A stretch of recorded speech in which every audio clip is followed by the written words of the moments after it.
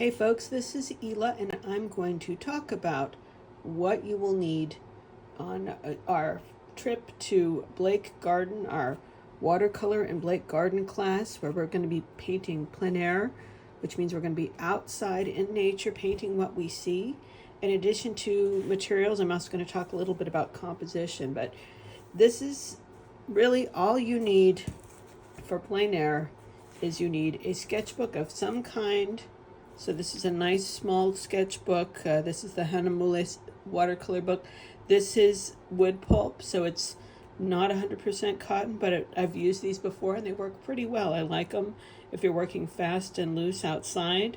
And I got these at jacksons.com for about $10, so very affordable. And this is a more larger, fancier sketchbook. This is also Hanamule, but this is 100% cotton. And you can see it just behaves a little bit, just, you can get kind of the more traditional watercolor effects from it. So this is just a step up, but both of these work. And honestly, whatever you got, it doesn't have to be fancy paper. You can bring loose leaf, pages, but there's a chance that they might fly away and you don't want that. So it's nice to have a book or a pad where it's glued on at least one side. So you need paper. You also need paint. You don't need a ton of colors if you know how to mix. If you don't like mixing, it's okay to have more colors. Think about how are you going to get the color you want. If you're going to be doing a lot of trees, you want to be able to have maybe a green in your palette or have a formula in your head of how you want to mix greens. You can practice mixing greens before you go out there, or you can sit out there and maybe that's what you do in classes. You just mix lots of greens and look at nature and think about how you want to do it. So you have choices about what you're going to do during class. Also, you might want to clean your palette. This palette is very dirty. Or maybe I want to use this green when I'm painting my picture. Maybe just clean up these other parts and have that ready to go. It's up to you. So this is Daniel Smith. And okay, what else? Well, you need brushes, of course. It's nice to have, this is the brush that it's nice to have a 10 round. So it'll make fairly small marks if I need to, but it'll also fill in a large area quickly. It's nice to have a second smaller brush to really get that fine detail, but you don't really need much more than this. I mean, you can bring more stuff, but it is not necessary. And the more that you paint plein air, the more that you're going to think, okay, what am I missing? What would I really like to have to be able to capture whatever it is that's in front of you? So of course, it's good to have a pencil. I like my Mars Magic eraser. I find that the erasers on pencils get really old and don't work as well, whereas these stay fresh much longer. Make sure your pencil is sharpened. Maybe bring a pencil sharpener. There's much smaller ones than this, but this is what I had nearby. And I like pens. You don't have to have a pen. If you do bring a pen, you probably want one that's waterproof. This is an old beat up Micron PN.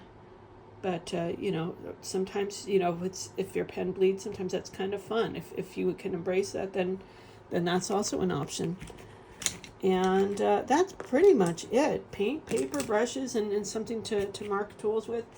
And like I said, if you want to expand upon that, you can. It's good to have some sort of container or pouch with zippers that you can put your materials in, and everything fits in here really nicely. I don't have to worry about, if this leaks a little bit. I mean, I can lie this flat in the bottom if I need to. But if it does leak, it's not going to make my purse messy or anything. It's like I can throw this in the washing machine. So that's my quick tip on tools. It's good to think about how heavy is your little kit that you're taking with you. We're going to be walking down a hill and setting up in an area, and it's nice if it's not too bulky, not too complicated, and you don't want to wear out your shoulder. And you will want to bring water in a container. It could be, I have these old kombucha bottles that I fill with water, and it's glass.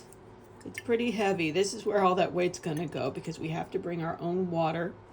And we're going to take it the water off site afterwards. We're not allowed to pour the water off, dirty water, dispose of it while we're there. We're gonna have to dispose it afterwards. So when you get to a sink, when you get home, that's when you're gonna get rid of your dirty water.